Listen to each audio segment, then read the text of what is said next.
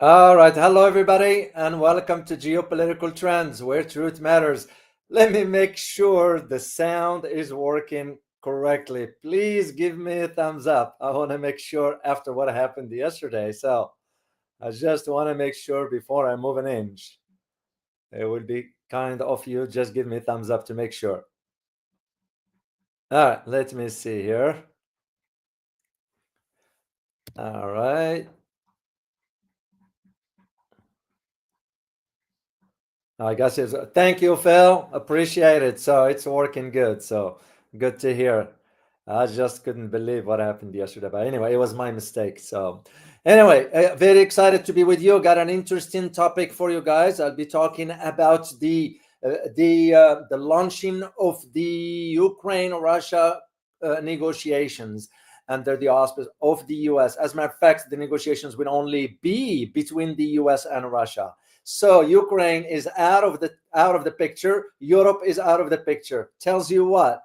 That in itself tells you the story. So, and we'll get into all those details. But first, let me say hi to our wonderful community. I'd like to always say Tom Sawyer, Wire, good to see you. Willie Holman, as always. Lee Yang, Truth Seeker, Francis Tango. We missed you last time, Francis. Wong KC, good to see you. Hanging G, as always, good to have you here. And by the way, guys, I always say, make sure to read the comments that Hang and G posted on all the videos. Very, very informative. And thank you for that, Hang and G. Appreciate you for that. Phil, as always, good to see you, Matt Backy. I haven't seen you for a while. I noticed you were here last time. I just didn't get a chance to say hi. So good to see you. Taiwan Steel, Karakulak, as always. Marhaba bik anta aidan. Who else is here? Marco W, good to see you. AF Gordon Carleon, good to see you as always from San Francisco. Lori Edeburn, good to see you. And who is Jay? Is Ukraine being out of the picture? That is correct. That is a good observation. Is Ukraine being out of the picture, similar to Palestine being left out? That is correct. But also, this is also a hint to Taiwan to start to think. So, and I'm going to be addressing this one as well. Harry Lucal, good to see you as always. An avid supporter of the channel. Good to see you. Area Pentida, good to see you. And that's about it. So let's get into our topic here. So, as I said, Ukraine and Europe are left out of the picture as the US and Russia agreed now to end the war. So the talks are starting as we speak in Riyadh, in Saudi Arabia, which is another question in itself as to what's in it for Saudi Arabia. So I'm going to share the questions with you, and I'll dive into the analysis, and I'll share some excerpts from my book that I wrote about Saudis. Funny, it has something to do with how the US now is behaving and how the Saudis are reading that. So let's look at, first of all, the questions. The first question is, what is the geopolitical angle of all this? Is there one? And of course it is. Second thing is the impact on the global security landscape. This is not about just Ukraine. This is not about Eastern Europe. This is not about just Europe. This is about global security. So third question is, what will Saudi Arabia get out of it? Because they end up hosting it. You remember? It was between United Arab Emirates and Saudi Arabia, and the final push was made towards the Saudis. I am sure, knowing what I know, I am sure the Saudis lobbied behind the scenes to host, because it's like I always say in international relations, context matters. The picture of the Saudis hosting, they are not part of to the talks. They are hosting the talks between Russia and US regarding Ukraine. And the last question, is Europe exposed? Exposed for what? For its weakness. Like I always say, and you can quote me on this if you like, Europe is like a child that never grows up and is always in constant need of discipline and direction. Make no bones about it. That's how I feel about Europe. It has no backbones whatsoever. So, all right, let's talk about this one. Will it be fair to say that is a done deal, that Ukraine and Europe will not take a seat at the negotiating table. What do you guys think? Meaning in the future phases, because this is not over. This is just the beginning. So I have to ask you the key question. In your opinion, knowing what you know, do you believe that Ukraine and Europe will not be at the negotiating table at any phase of the talks between US and Russia? Yes or no? Just see if you can share that on the chat box. I will greatly appreciate it. Karakulak, you say no, they're not going to be there. Truth Seeker, you say yes, they will be. Did I read it right, Truth Seeker? Ralph Legond, you say Europe is done for. Effie Gordon Carleon, you say no. Seymour Pereira, you say yes. Francis Tango, no idea. Because Europe, you don't know what Europe means. Ramples one, maybe Ukraine. Yes, they will be there. Yeah, it's one of those. That's why I wanted to ask or solicit your inputs, because I need you also to contribute with the conversation and also share your thoughts, how you see it moving forward. So, and again, you think about it in terms of what is the European. So to me, it was like already an insult to the Europeans. Ukraine is useless anyway. We all know this. But for Europe, that is pushing that narrative. Now it's been exposed as weak as it can get. Because why? An American president said, you're not sitting at the table. Russians won't even care. Europe sits or not. They're moving on. This is the reality of it. And that is why I need you to understand this big picture before we delve deeper into all this. So I had a chance to read an article by Chris Bokia and David Brennan. And so I'm reacting to their article first, but I also read something else from Europe. And Europe is saying something completely different that has nothing to do with the truth. And that's what I'm going to be sharing with you. But before I delve deeper, please make sure to subscribe to my channel here, because the analysis you are hearing here, it's unique to this channel, and I'm saying it, I'm proud of it. So, and I'm not bragging about it, it just is the truth.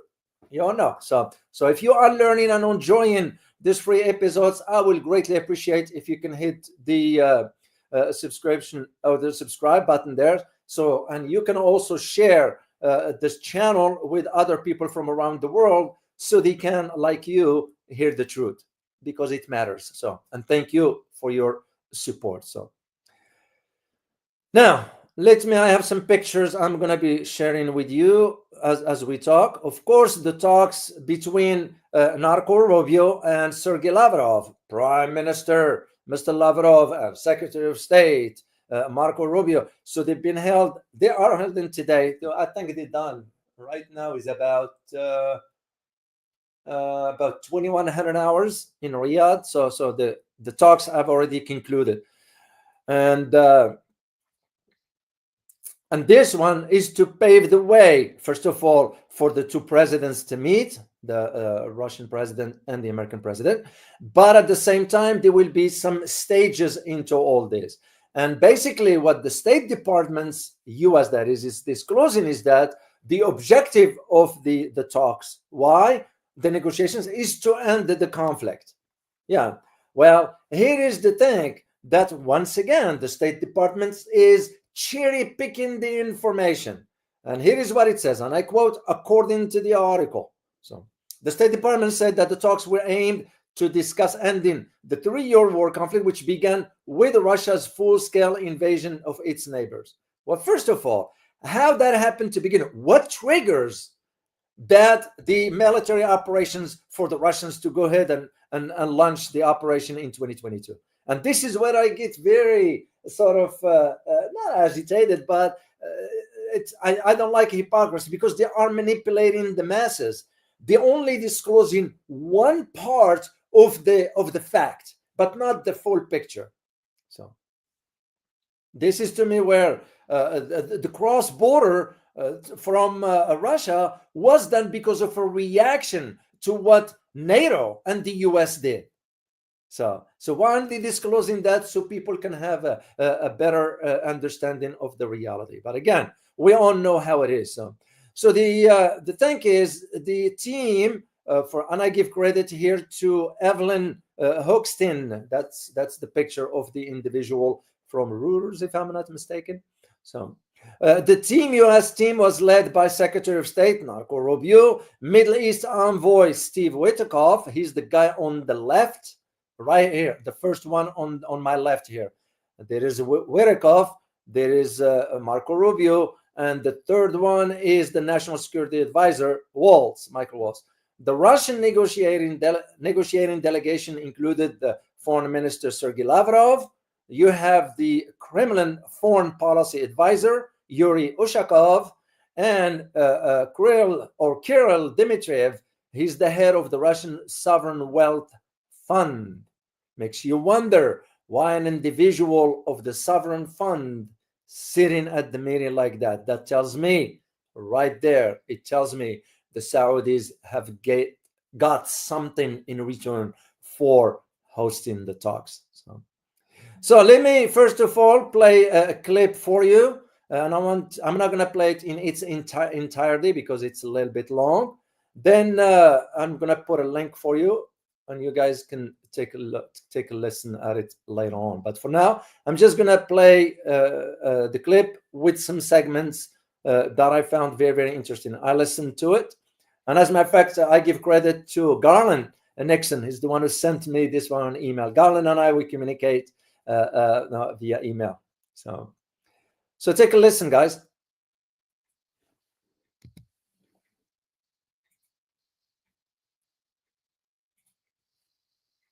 Any agreements for any follow-up conversations?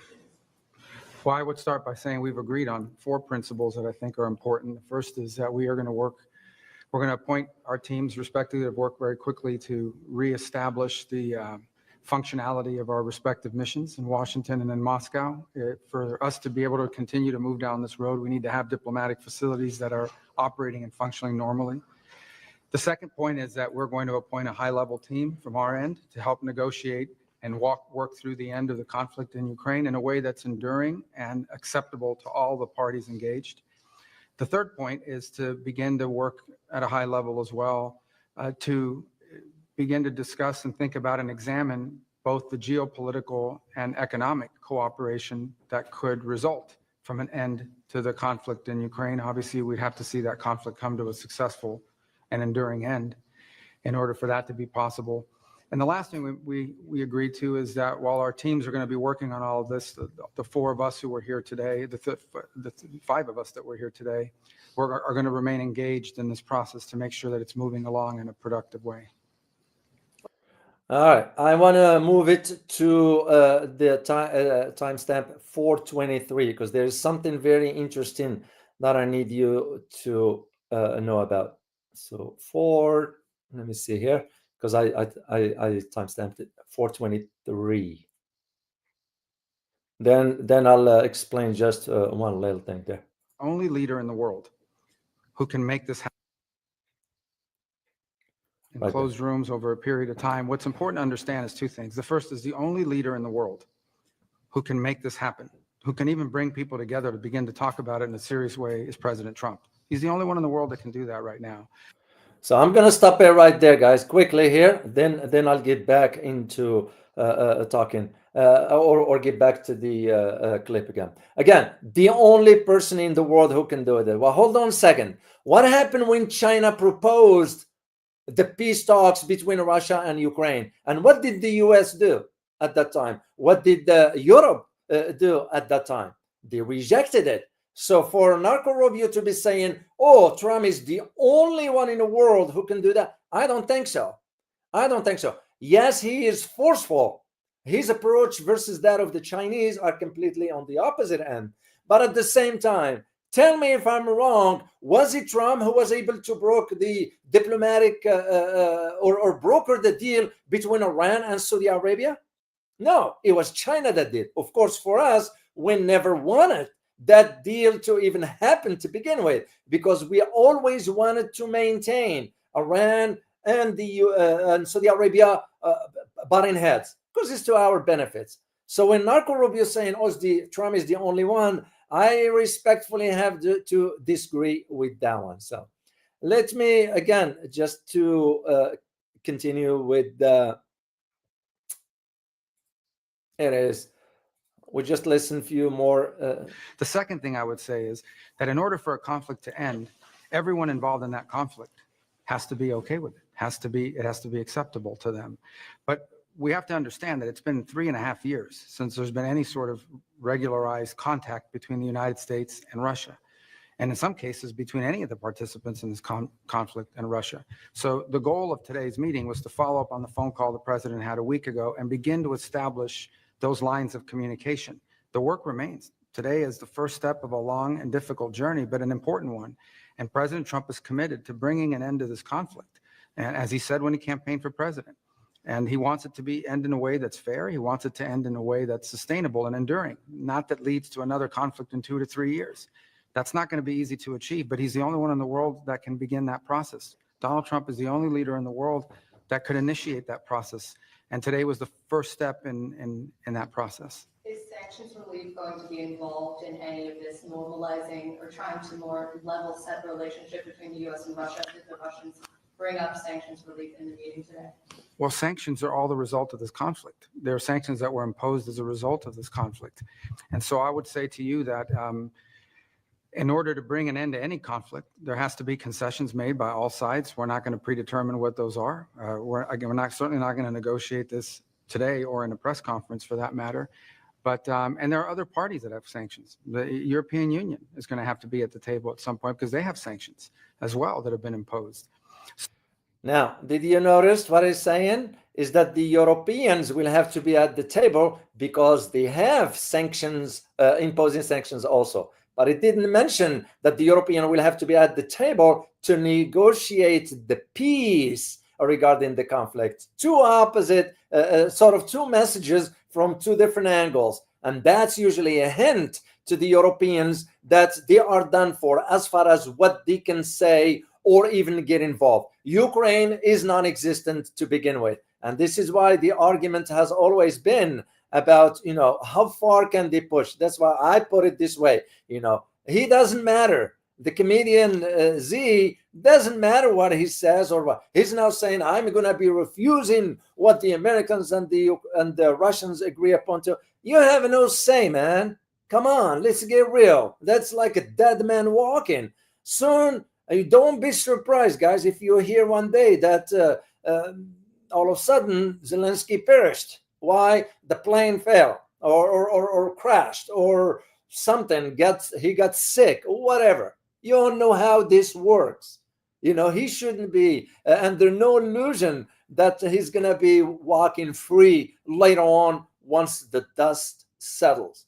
Ask or look into history and see what happened before. And this is where that idea of when we think about, well, how far can we go as far as the Europeans? Europeans can do squat about it. None whatsoever. Even the Brits, which the Brits are under the thumb of the US, what can they do? Nothing. This Prime Minister Steinmeier will have to toe the line. There's no ifs and buts. That's just how it works. Now the guy is saying he wants to send, because as a matter of fact, today he is in Paris. He went to Paris. Why? Because now they want to sort of provide this united front on Europe. You all remember, there's no united front. NATO is as fragmented as it gets. The European Union is as fragmented as it gets, no matter what you hear. And you have Steinmeier saying, I'm going to be sending troops to Ukraine. What for? They'll get decimated by the Russians, and send them and see what I don't know whether the British people is going to take stand or not, because British people are also lost like their cousins here in America and Canada for that matter. So, and that leaves the liar Ursula livid as to why she was not consulted or invited. No, she's not going to be invited. She's not going to be consulted. It doesn't matter to Trump or Putin. Europeans are being, even Putin said it. There is and I'm paraphrasing here, said that Europeans will have to bow to their master. meaning the Americans. Yeah, that's what he said. So when you have the French, the Germans, and the EU and all the saying, what we're gonna do? No. It's nothing but hypes. Now these talks in Saudi Arabia really exposed how weak Europe is. And it's not new. We all know. You guys been around long enough to know, especially for my viewers in Europe. You live there. Harry Local, you are there. You know, Hanging G, you are there. So you guys can see with your own eyes. Boone, you are there. So you guys can see all this. This is now, it's a done deal. So what's going to be happening later is that now they're going to move into phases. They're going to create, as a matter of fact, Marco Rubio said that they're going to now push for the teams to be established, okay? Because that is how they're going to move forward into this one here. Let's just finish playing this one here quickly. But I guess the point here is the goal is, and we agreed on what the goal is to bring an end to this conflict in a way that's fair, enduring, sustainable, and acceptable to all parties involved. What that looks like, well, that's what the ongoing engagement is going to be all about. I'm sorry, once again, I have to push back. What do we want this to look like? The Russians have already proposed their security concerns back in 2022, the 10-point plan. And I remember I read it. They are just asking for NATO should not be expanded all the way to Russia's doorsteps, which is like any logical leader in that position of Russia will say the same thing, unless that leader is incompetent, the likes of what Europeans are, or even our former president, or the one before him, and the one before and before and before. So to me, it was like when Marco Rubio is saying, oh, we're gonna see how. No. Because you all remember, Marco Rubio has only two enemies on sight, China and Russia. Go back and check his record during the Foreign Affairs Committee hearings in the Senate. Always about that one. And this is what I'm saying. If Taiwan could learn anything, because Marco Rubio is pushing Taiwan over the cliff, they are pushing Taiwan over the cliff regarding the tensions with China. So if Taiwan leaders, so-called the governor, whatever, I don't call him president because to me he's not, the representative in Taiwan should be smart enough to learn from what's going on in Ukraine. Because if they think that the Americans are going to come to their aid, they are mistaken. That is, to me, the lesson that those individuals need to learn from that. All right, let me finish this one here. The Ukrainians and the Europeans have suggested they feel very sidelined about how the process has played out so far. How do you intend to address their concerns? And will they be incorporated in future meetings in a multilateral way? Well, the comment I would have on that is that for 3.5 years while this conflict has raged, or 3 years while it's raged, no one else has been able to bring something together like what we saw today, because Donald Trump is the only leader. Once again, it's not nobody. Chinese provided the peace plan. We refused it. So, and of course, we pushed Europeans to the line by refusing it. So basically, he's wishy-washy with his wording. And that's, to me, that's where you shoot yourself in the foot as far as your credibility. In the world it can. So no one is being sidelined here. But President Trump is in a position that he campaigned on to initiate a process that could bring about an end to this conflict.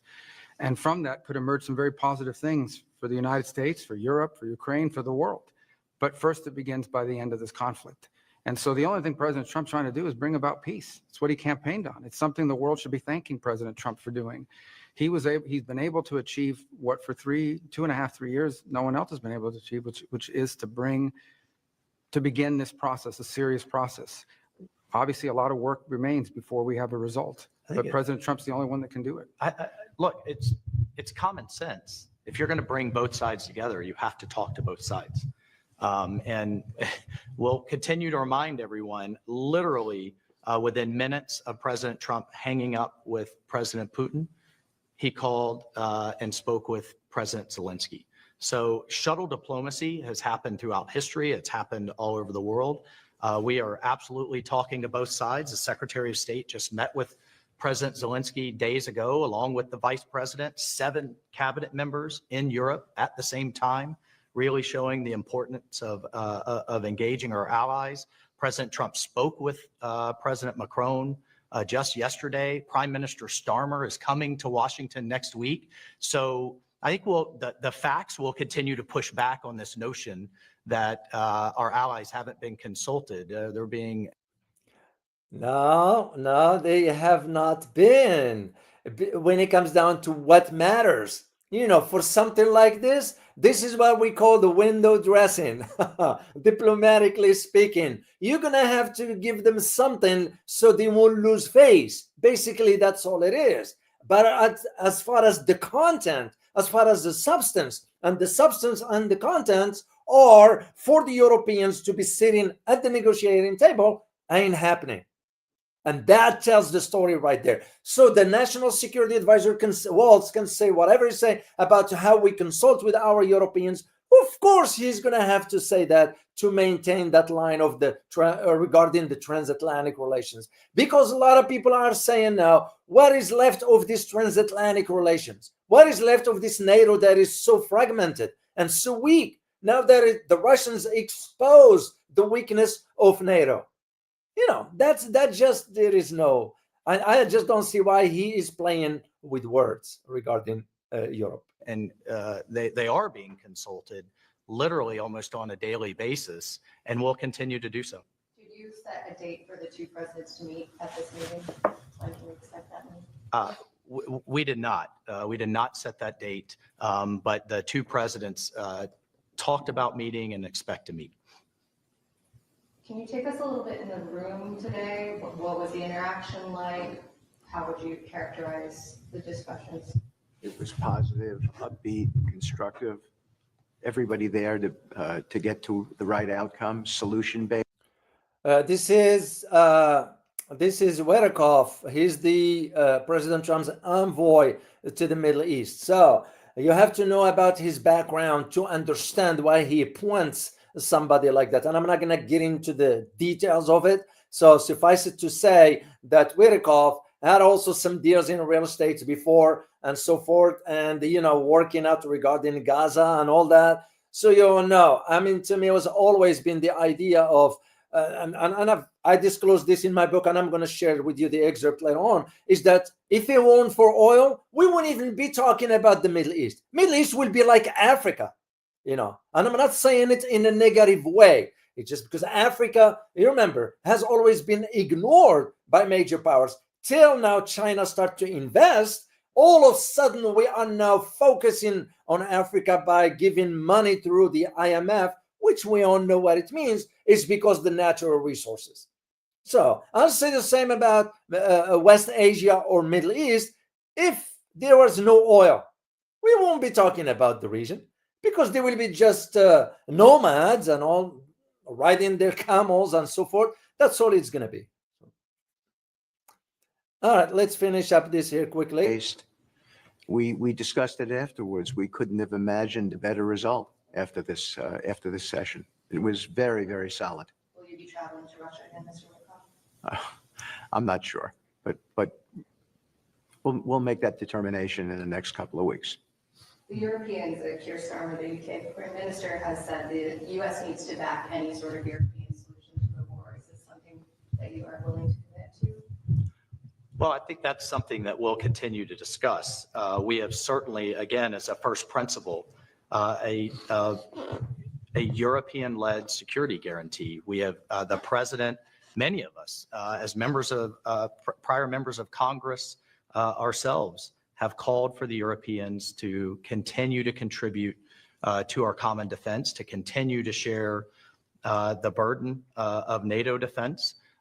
We'll continue to point out that while things have improved, starting with President Trump's first term, the fact that a third of our NATO allies still do not contribute the minimum of 2% of their GDP to defense a decade after that we all collectively made that agreement isn't acceptable. We have the NATO summit coming up this June, and we would expect with the type of conflict, the type of warfare and destruction we've seen in Europe, sadly, the last several years, that we have 100% at the minimum. And in fact, are Let me just stop this. When he said the massive destruction, sadly, what about the destruction in Gaza?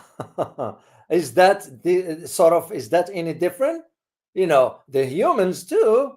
I mean, shouldn't we be fair in our assessments when we deal with global security matters? The massive destructions that took place. So, and again, I am not just trying to pinpoint only the negative side, but I'm trying to pinpoint that the lack of the balance, objectivity when it comes down to issuing statement. Because here's the thing: when those knuckleheads talk, those words tend sometimes to turn into a policy.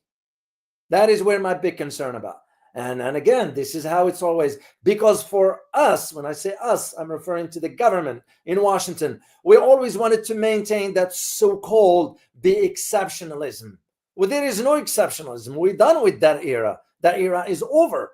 And this is why I couldn't buy what they are saying, because only Trump, the only one who can do that. Why did you refuse what the Chinese proposed? And once again, and I don't like to beat the dead horse here by repeating, I read the plan that China proposed. Makes perfect sense to me. Within the boundaries of international law, within the logic of what is expected of a sovereign state, and within the right of every independent country. And yet, the first thing we did, rejected that. Why? Because it was coming from an outside player, let alone China.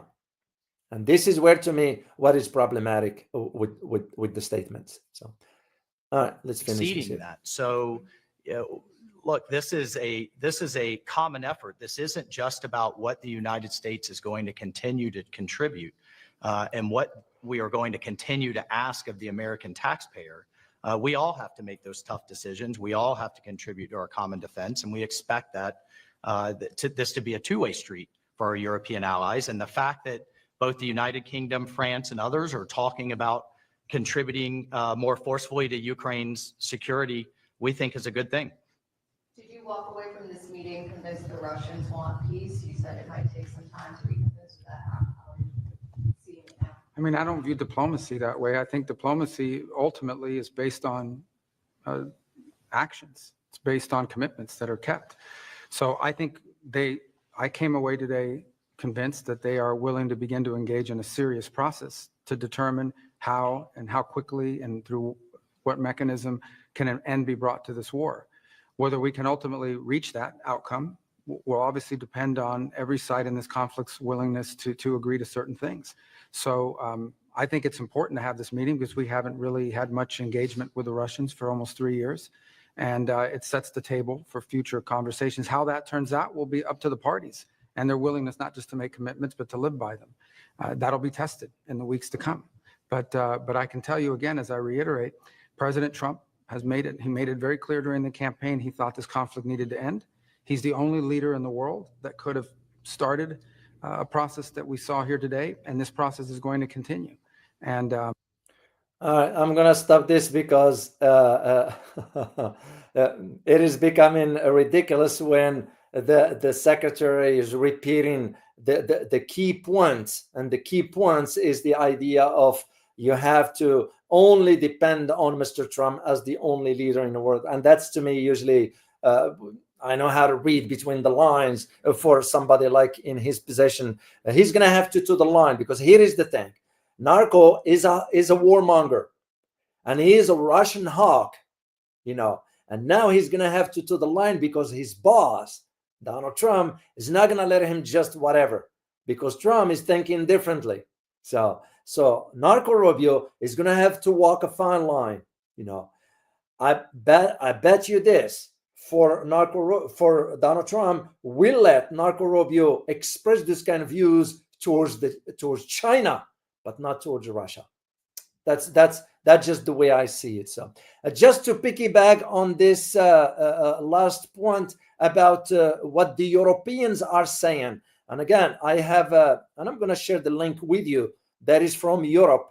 I got one here. So I'm going to put it in the chat box for you guys to read it later on, should you decide to do so. This is from France 24 or France 24. That's their equivalency of CNN, something like that. So, but anyway, what they are saying is that here is how it starts, and I quote, Washington noted European nations will have to have a seat at the negotiating table at some point after the first high-level official Washington-Moscow talks since the 2022 invasion of Ukraine, end of quote. So this is how this started. Why did this start that way? Is to mislead the readers that Washington already noted that the Europeans will have to sit, when in reality, Washington indicated that there will be just direct talks with the Russians. End of story. You know, like what the National Security Advisor said, is that the Europeans will be advised or consulted regarding the sanctions, because we forced them to go ahead and put the sanctions in, right, that end up harming their own economy. And like I always say, guys, watch where the economy of England is, especially now. There is now massive gold flat out that is leaving England. The Central Bank of England is not disclosing the truth to the British people as to how much gold has left England. Why is that? The same argument I will make about our Fort Knox here in America, that they said we have 5,000 tons of gold. Where are they? We never saw any audit of Fort Knox since 1974. Are we going to trust what the government's saying? Speaking of that, guys, by the way, we will be addressing this on the other channel on Thursday about really the flight of gold out of England. What does it mean, and how the US is also hiding this kind of information. So just to go back to my point, when the Europeans saying, no, some European leaders are alarmed by Trump, but Washington is recognizing that we will be sitting at the table. I don't think so. Let me just say it straightforward, because here is the thing. If we think that the Russians is going to give some serious concessions regarding the return of the land that they took, I don't think so. Mr. Lavrov already made it clear, under no circumstances Russia will turn over back those four, the Luhansk and Donbass, and the two others. I always forget the name, Russian name. There is no way they're going to turn that. Let alone now that President Trump told Zelensky, you need to turn over access to your natural resources, which is about $12 trillion of natural resources. What do you think? And here is the thing, guys. What they don't disclose is that most of these natural resources, where are they located? In the eastern part of Ukraine, not the west, which means closer to Russia. So this is what I found it very, very interesting. And this is why comedian Zelensky, he's like saying, and I quote, President Zelensky is slammed his nation's exclusion from the Riyadh gathering, which lasted for more than 4 hours. What do you expect? You know, he's kind of useless at this point. Biden used him, European used him. It's useless at this point, because what they got out of this, over $300 billion. And by the way, the comedian is saying, oh, we only received 175. So where is the rest? So, and that's what I'm saying. He's done. He's done for. I just don't see any role whatsoever. What I found very interesting about his statements also, he said that, and I'm paraphrasing here, that any talks that is aiming at ending the war should be fair and involve European countries, including Turkey, which offered to host negotiations. And once again, this is where I see the double standard. You can just see. What about when China offered the peace plan? So, and why would you want to have Turkey involved into all this to begin with? Well, you guys, you know why? Because Turkish made Bayraktar drones have been sold to Ukraine. As a matter of fact, Russia in 2022 made a complaint to Turkey about selling the drones to Ukraine that is using against the Russian soldiers. Turkey, yeah, you will think that's it's a NATO member, of course, but at the same time claimed to have a good relations with Russia, and they going behind the back and selling one. It's all about interest. That's what I always say. So, and this is why the comedian Z wanted Turkey to be involved, because he wanted to ensure the flow of drones to Ukraine. That is why. So what's going to be happening next? Just to let you know, both secretaries, Secretary of the State and Foreign Minister of Russia, Mr. Lavrov, they're going to now appoint respective high-level teams to begin the work on a path to ending the conflict on Ukraine. Because if you are to think about this, it's going to take some time. Will it be a ceasefire? The possibility is there. I just don't see it. What I will see is I will see it as a frozen conflict. That's the only way I see it, because Russia is not going to turn back the territory. So, and if Ukraine thinks that the only way to stop the war is to get back, no, the Russians won't care. The bottom line is that the war is going to end on Russia's terms, not Ukraine, not Europe. What's in it for the United States is that's the one I am going to keep an eye open.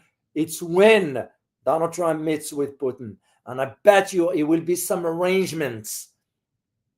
You give me this, I'll give you that. That's the only way I see it. I see it because given what's going on in the geopolitical landscape, on the global one that is, that's the only way I see it. Donald Trump already aims now at the natural resources in Ukraine. Like I said, most of them are in the eastern part. Could they work out a deal? Dallas said, yeah, you keep that territory, but I also want a share of the underground resources. The Russians might say, okay, we are with that. But also Russians are going to put conditions as far as the security, because there will be no NATO admission ever. This is why some countries in the region were under this illusion that they're going to be welcomed to NATO and Russia will be okay with it. No. They just, it's not going to work that way. So. And the last question we need to address is what's in it for Saudi Arabia. So why Saudi Arabia will end up doing this? Well, you all know what President Trump said about OPEC needing to drop prices down, because we're running into a problem now. And what is the problem we're running into? Is that we no longer, or the Europeans no longer take the natural gas from the US. They're taking it from Canada, which is a big problem, especially for LNG, liquefied natural gas, which we do have a lot of that. And that is a major issue. So to the Saudis, we're saying, sure, we will host that if we can get something out of it, you know. And that's the only way I see it, because given the tensions that existed during the Biden administration between the Saudi government and the US, despite what you see as far as the meeting, whatever, all that is nothing but a facade. Things run very, very deep. Like I argue in my Saudi book way back, which still applies to today's geopolitical conditions in the region. Here is what I wrote. When the Middle East region is mentioned in a conversation nowadays, it has become a cliche that US-Saudi relations habitually come to mind. How could it not be when the two countries have over decades shaped internal dynamics of the region through either energy, mainly oil, or policy, support of one group or a country over another? This is what the Chinese were able to break through, that diplomatic relations between Saudi Arabia and Iran, because it cut off the US. So, and we didn't want the Chinese to do it regarding the Ukraine-Russia conflict. So I continue in my book saying, or writing rather, this relationship goes back to 1930s during the era of oil discovery that changed the trajectory of the US-Saudi relation. an era that witnessed a sea of change that served and continued to serve the strategic and security interests of both countries. Was this relationship destined to endure the test of time? Was it destined to last forever? Many defense, security, business leaders, energy, and global affairs analysts are asking these questions in light of the current geopolitical shift in the greater Middle East. These questions also highlight the core issue of which I believe the US-Saudi relations was and is still based on oil in return for security. That is what was at the heart of it. So, and if you think the idea that because I've always argued that it is time now for the Saudis to reflect, to take some inward looking into themselves for some self-reflection and reassessment of where the kingdom is headed. Yeah, because at some point that oil is going to cease to exist. And if you ask me, and I was in Saudi Arabia, I spent a lot of time there when I was working in Washington. You think of what do they produce? What do they produce? Not much, nothing. If it weren't for oil, we won't be talking about Saudi Arabia. So, and this is why this debate regarding the self-reflection occurs within the context of the US-Saudi relations. So, because especially after what took place after the royal succession, the elevation of MBS, you all know how it works. He was way back in line and jumped to the front. And when MBS became next in line to the throne, has already created tensions within the royal family. And with that in mind, I wonder what the future of US-Saudi relations may look like in the upcoming years. So, because here is the thing, and I'm going to ask you guys a question, to those who know a little bit the history of Saudi Arabia. What happened to the Saudis in 1975? Do you think the same outcome will happen with MBS? You all know what happened in 1975, right? Does anybody know?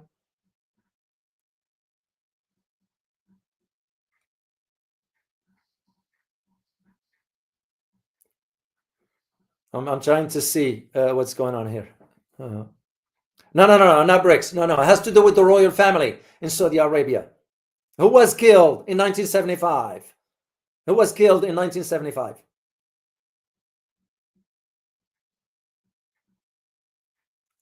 Oh, you got it. All right, VJ, you got it. King Faisal. It was his nephew who killed him. Why is that? Because he was the tension over succession. I see the same scenario that's going on with MBS. So, do you think that the royal family is happy about that? No, it's not. Let alone one key issue. And the key issue is that Mohammed bin Nayef, the one who was supposed to be next in line, who was arrested and put in his house, like locked into his house. Mohammed bin Nayef used to have a good relationship with the CIA. MBS does not.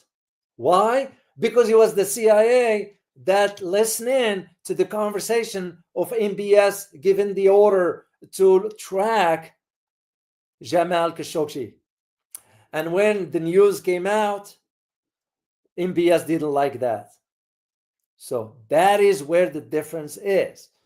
So now he is there, but it will be just a matter of time. At least the way I see it, because the royal families will not forget this kind of stuff. Because you have to understand the dynamics, and that's exactly what I disclosed in the Saudi book. So the one thing that is certain is that the 20th century, really what's factual, at the turn of the 20th century, what happened at the time is that the United States engagements in the region was very minimal. Yeah, a lot of people do not know. It was minimal. In fact, historical records indicate that it was which country that had more presence in the region at the turn of the 20th century. If you can type that in the chat box. Which country had a major presence in the region, West Asia or Middle East, at the turn of the 20th century? Oh, flat earth, you got it. It was the Brits. It was indeed Zhao Yan, you got it. Taint Tostada, you got it. England, you guys got it. That's what it was. So the US is a newcomer. So, and because Britain at that time was considered to be a great power. So, except now it's disintegrated. UK is done for. So, and that one, it was the UK that took the lead at that time. So during this era, meaning the turn of the 20th century, British leaders ordered British soldiers, to land in the southern city of Basra in Iraq. Why is that? It was to defend the oil suppliers from aggression from Persia at the time, meaning modern day Iran. That's what was the justification of it. So, and of course, as you know, during this period, the United States sort of kind of pursued an aggressive policy with regard to oil production in the region.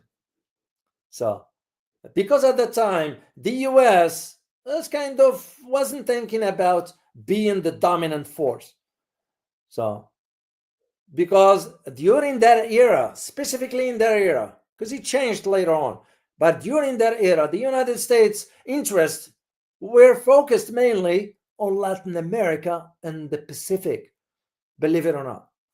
So this is why I'm always saying, when you think about what's in it for the Saudis and all this, you have to put it within the context of the US-Saudi relations, that it ought to be viewed from within the context of the West Asia or Middle East evolving political and economic changes that's taking place. Otherwise, it will be hard to understand what's moving forward, what's going on moving forward. So then came 9/11, of course, we all know, and this is where you realize, even with 9/11, which we all know who was involved, right? Even with that, the US-Saudi relationship survived. So, however, the families of the 3,000 dead Americans who died a painful and horrible death have not received justice on behalf of their deceased loved ones. Why? Because our esteemed Congress swept under the rug the investigation.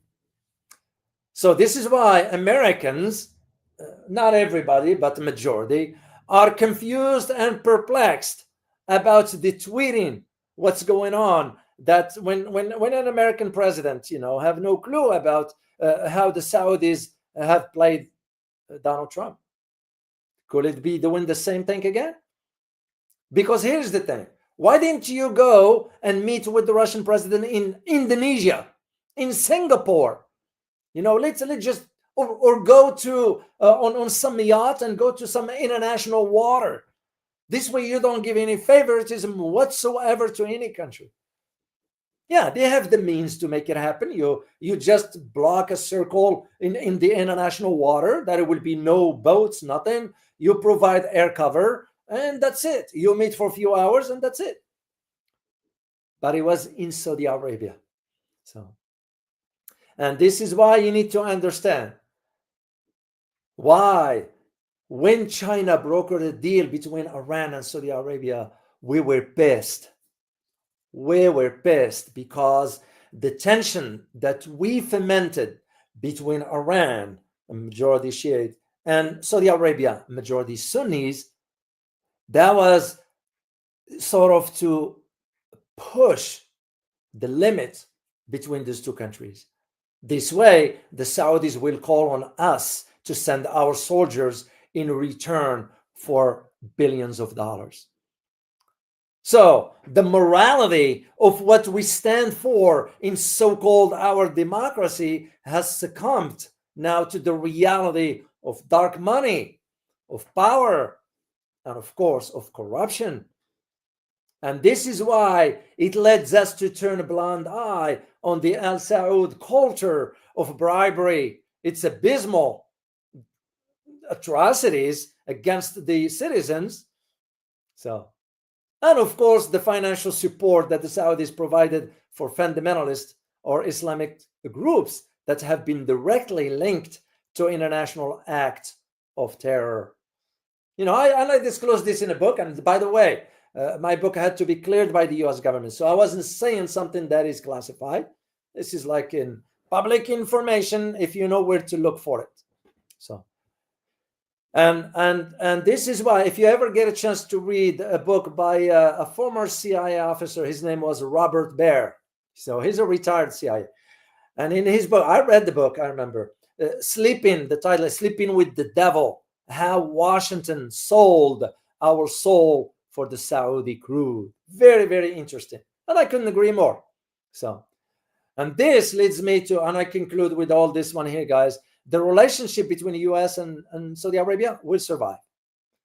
It's because we have officials in Washington who put self-interest, ego, and self-worth before the welfare of the United States. And that's why they managed to become corrupted politicians who are ethically feeble and intellectually handicapped to speak truth. But it is, at least for me, my responsibility, my duty to inform and educate the masses, not only in the US, but around the world, that the US-Saudi relationship will not last forever, as the Saudi society and the political landscape of the region are changing by the hour. And more, Saudi Arabia finds itself lagging behind while thinking it is leading. So it is fair to say that the alarm clock is set off for a wake-up call to truly place this relationship under the microscope of reality, which is leading to the conclusion that even long-lasting relationships will eventually come to an end, sooner or later. That's just how it happens. So, yeah, this is what I need you to understand. For those, by the way, guys, who are interested, you can get a copy of my book. Here is a link here. You can get a copy here. It's like some $10 or whatever that was. I don't even remember.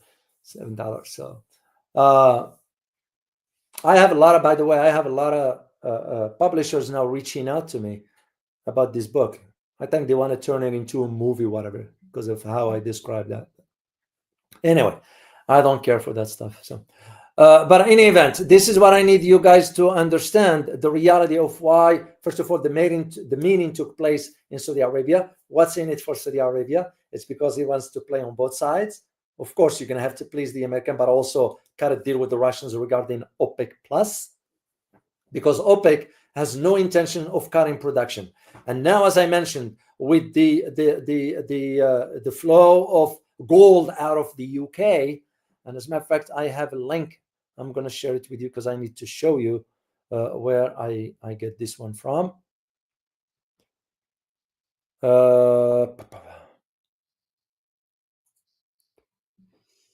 Yeah, even here in the US, I'm gonna share the screen with you guys because I need you to see it. And as I mentioned earlier, we're gonna be talking about this one, Elizabeth and I, on the other channel on Thursday. Yeah, take a look at this one here, guys. Here's what it says, and I'm gonna read it for you guys. And this is from the US Homeland Security Defense. So the US government claims it has almost 5,000 tons of gold, but Fort Knox US gold reserve has not been audited since 1974, almost 50 years ago. No one has seen any of it. It's time for Elon and Doge to conduct a full audit of every single ounce of gold. It's our money. Indeed, I couldn't agree more. And it's the fact that it's our right to know what is going on. The same thing happens with England. And England has already defaulted on gold.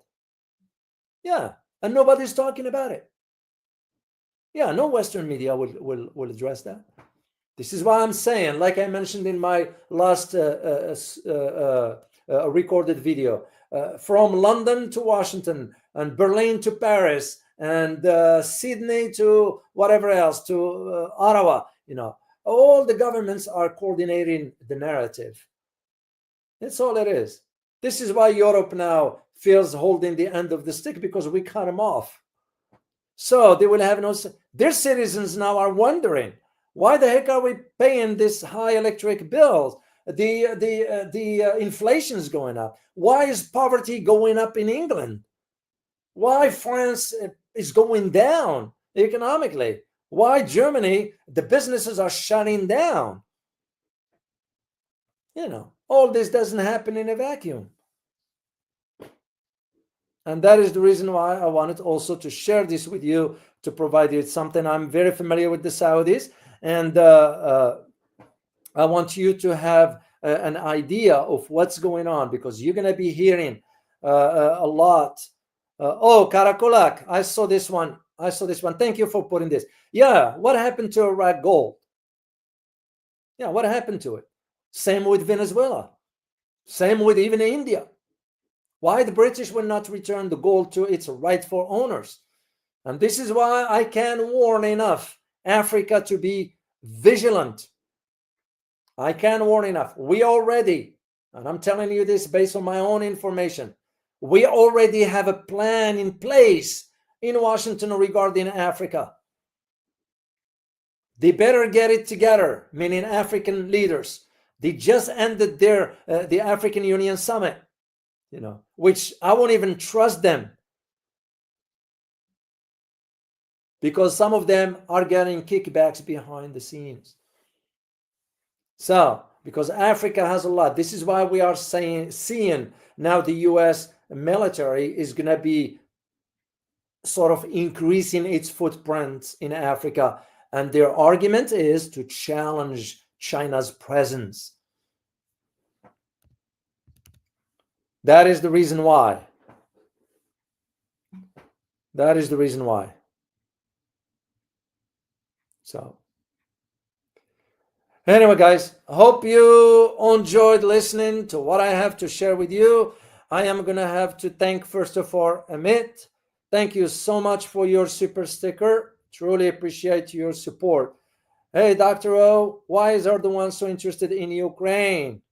So he can keep selling, first of all, the drones, and second is the access to natural resources, which will be useful to Turkey regarding the EVs, because Turkey is building, I think, batteries, and they do have some cars, electric stuff, whatever, and you will need to have access to natural resources, the rare earth stuff and all that. Ukraine has a lot. When I say Ukraine, that depends now on where.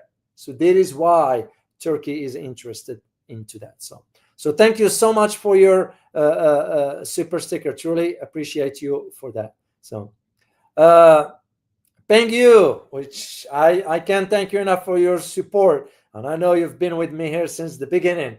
I'm very grateful to you for that. So you said our President Trump is going to jump out of the frying pan into the fire. Trump is for Trump. Let me just put that for the record. And I've said it so many times. Trump is for Trump. Trump is not for, he's going to have to think about what's in it for him. So, and when it comes down to foreign policy, you can't be dealing with it like you're dealing with the real estate. We're talking about strategic interests here. We're talking about long term. This is the consequences. What you're seeing now with the Ukraine conflict is the consequences of the policies of NATO, that they haven't think long term. They keep pushing. As a matter of fact, NATO grew bigger after the fall of the Soviet Union, which doesn't make any sense. If the alliance was created as a defense against the Soviet Union, why would you still be in existence if the threat does not exist anymore? Instead, it grew bigger. So, and just it tells you the story right there. So thank you so much for your support. Greatly appreciate you. And for those who wants to support the channel or support my Asia trip, my link, here is the link if you want to really support this coming trip. As I mentioned to you, at the end of the month, I will disclose the figure, the dollar amount that I'm going to need for this trip, given the locations that I have in mind. And I think I have about 5 locations, different, not in one country, but different countries, if this is possible. So then we'll go from there. So, but thank you so much for your support for the channel. I'm very, very grateful. and I look forward to seeing you next time. As always, remember, geopolitics impacts your daily life in more ways than one. Till next time, guys. Bye-bye.